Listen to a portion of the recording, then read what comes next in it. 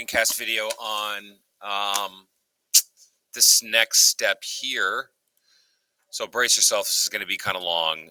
This basically explains almost the rest of the project, starting with adding the gradient, and actually starting from choosing a color scheme to adding this gradient effect, and then applying the colors to your project. So let's start with the color scheme. Now remember that your color scheme, it can be any of these, and it doesn't have to be the example colors that they use for each color scheme. So if you want to do, let's say, an analogous color scheme, it doesn't have to be green, and blue. It can be any three of these colors as long as you follow the instructions for the color scheme, including tints and shades of those colors. Tints add white, shades add black.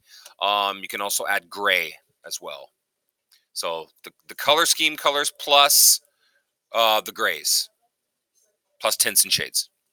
Okay, so that's a little bit about color scheme. And I've got a project here that I'm going to use as an example. Okay, so make a blank layer at the base of your layers palette and fill it with a chosen color. So I'm going to do that. I'm going to go to the base of the layers palette. I'm just going to follow the instructions. This is actually the base. Remember to keep your the copy black lines at the top. Actually, I'll go to the base, the very base, because it's hidden anyway. All right, make a black layer, and a blank layer. Oh my gosh, and fill it with a chosen color. So double click. I'm going to do the primary color scheme, which one is that? This is the one I'm using. I am doing the triadic color scheme using the three primary colors, red, yellow, and blue, plus tints and shades. So starting with, now stay on the right-hand side. Don't go into here. Stay on the top for tints and the extreme right-hand side for shades. Shades going down, that adds black. Tints going to the left, that adds white. So here's true blue. Tints, adding white, adding white. If you're going into here, you're adding gray. You're adding black and white, so you're adding gray to your color. For this project, you want to just stay on this side. So here's adding a little bit of black, and this down here is actually super dark blue. It's not black. Black is over here. So starting with this color, I'm going to press G. Actually, no, I'm not. I'm just going to fill it in. Shift F5. Foreground color, fill. All right, so there's that. Make a new layer on top of the chosen color layer and open up the gradient editor. Make a new layer. I'm going to title this G for gradient so I can remember. Press G for gradient. How do we open up the gradient editor? Don't click the drop down. Don't click the color. This right here. Click. Then you get this gradient editor. And then what you're going to do is immediately you're going to go to, because yours is probably going to look like this. And the gradient that we need is not in here. It's actually here. So you have to go to this button, this little gear, reset gradients. Press OK. It's going to reset them, and you're going to choose the second one. If you hover your cursor over that, it says foreground to transparent. That's what you want. Click.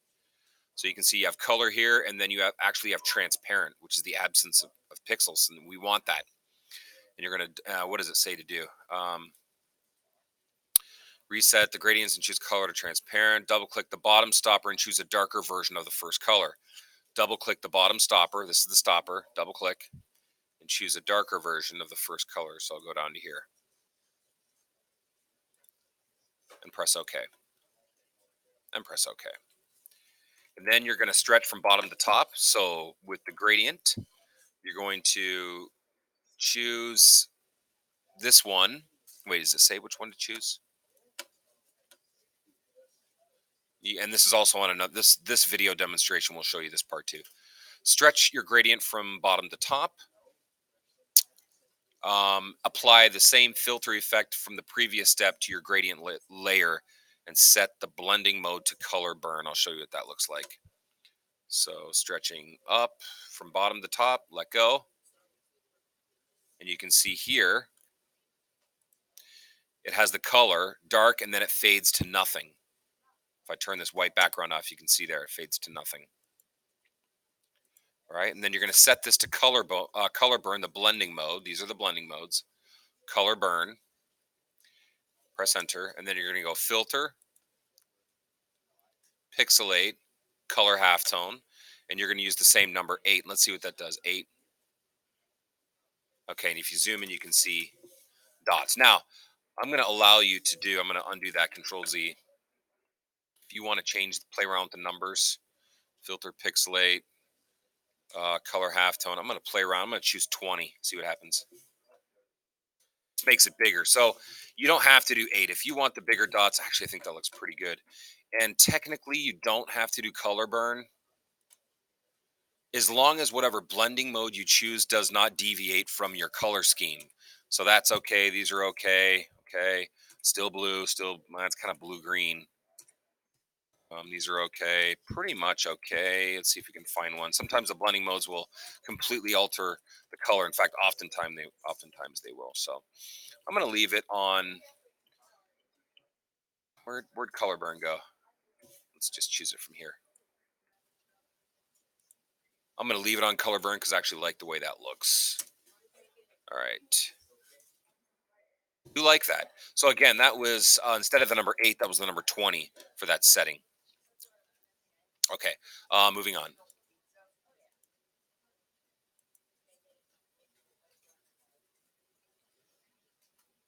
Getting lost here. Okay. Next step. All right. So technically, I'm just going to go over everything that all these bullet points on this slide. Using your chosen color scheme, begin filling in the basic colors. Make sure to use tints and shades of all of your colors. So I'm going to show you what that looks like. You may also use some white and gray. Some, you can see there's some white in the eye here and white on the glasses. Some white and gray. I don't have any gray though, except for the caption bubble so far. For each, this is really important, for each different part of your clothing, face, etc., use a separate blank layer. That's going to allow you to make changes later on. You don't want all of your fills, your color fills in the same layer. For tints, make your color lighter or add white. For shades, make your color darker or add black. Remember to stay within your chosen color scheme. Colors can be changed later on, so as you finish your project, so don't worry. I mean, you can edit your colors as long as you do them on separate layers. Okay. All right, here we go. So we're going to build the layers on top of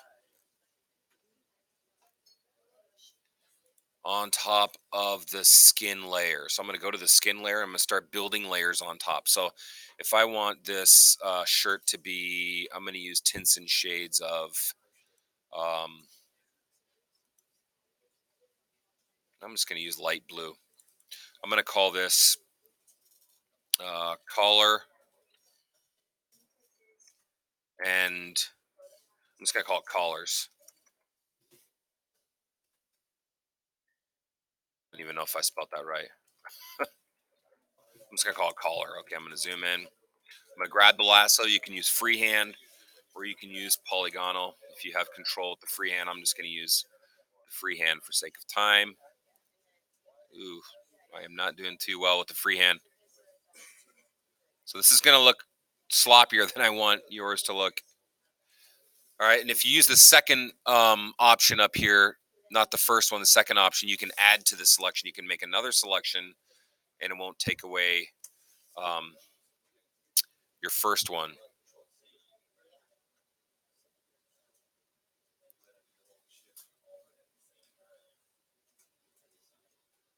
I'm just going to overlap this. I think I'm going to use the polygonal lasso if I'm not having a lot of control.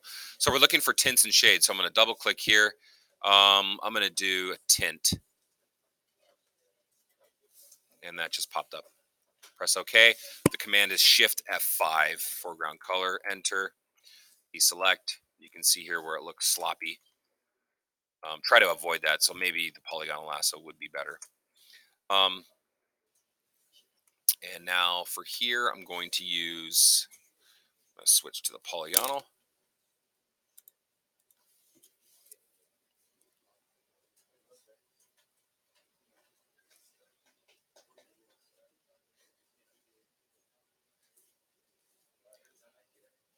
This one I'm going to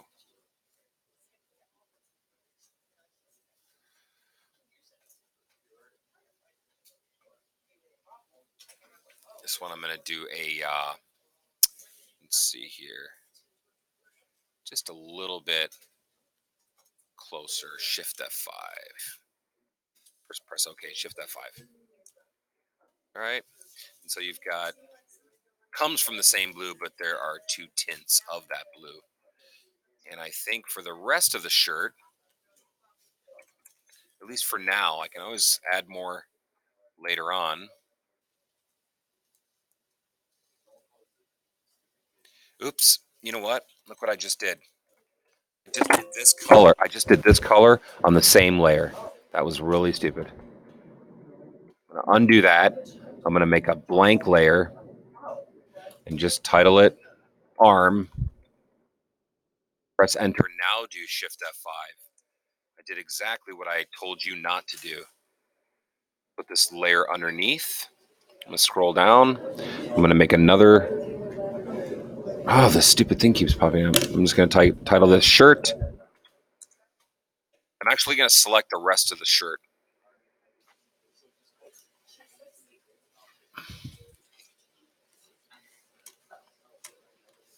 And it's gonna go underneath everything because the layer is underneath. What am I doing?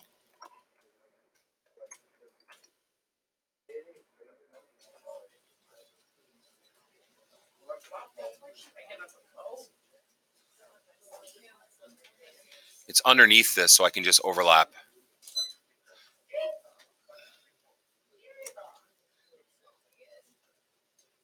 But it's on top of the skin, so Shift. Oh, wait, what color do I want? I'm going to go just a little bit lighter on this one. Or no, maybe I'll go darker. See what that looks like. So I'm going to add a shade.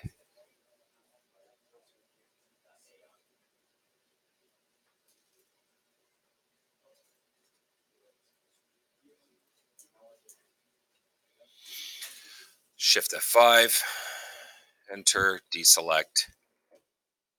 Okay, so far I like that. I'm going to make another layer and do the other arm.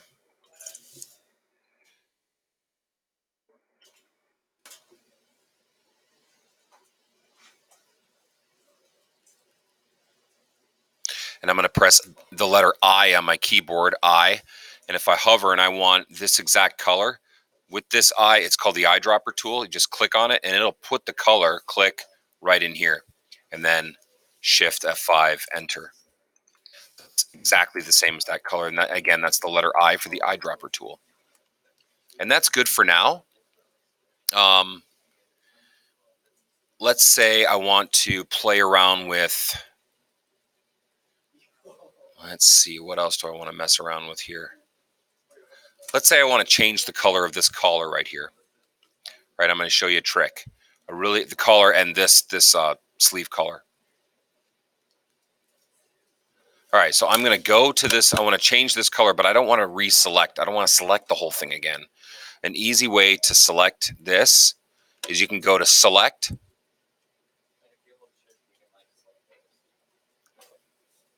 Let's see, control click. No, that's not working. Reselect, select all. Did that work? Nope, that didn't work. So the way you have to do it is you have to take your cursor and your mouse and hover your cursor inside of this. It's called the layer thumbnail. See, it says if you hover, it says the layer thumbnail. Now this over here is not the layer thumbnail. This is the layer thumbnail. So watch this. Hold down Control on your keyboard and just click with your mouse inside of this layer thumbnail and it will automatically select. You can see that. I'll show you again. Deselect. Zoom in. Hover your cursor in the layer thumbnail, Control, click this layer thumbnail. Click. It selected it. So now I can go in, instead of, let's see, I'm going to press eyedropper, get that color. I want to go a little bit darker, and that's a little bit too light. Press OK, Shift F5, enter, and now I've just darkened it. Again, hover your cursor in here, Control, click, done. If you want to do it to the shirt, Control, click. Nope, oops, I messed up. Control, click the thumbnail there. Now it just did the whole shirt. Let's say I want the shirt to be red instead.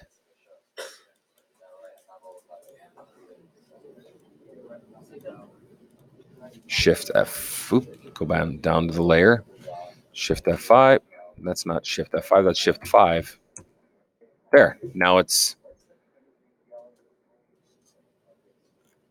messed up. What was that?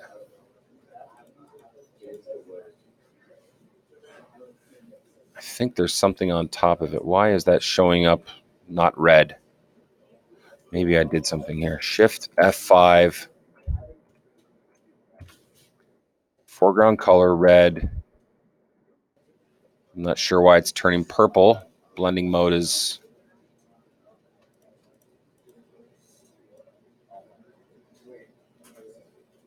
Huh, that is bizarre. Photoshop glitch.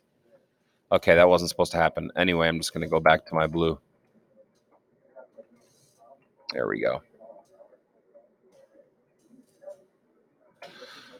So, you're just building layers one by one, adding details, not too many details. Don't go too crazy. And the next video will be on hair, doing the hair.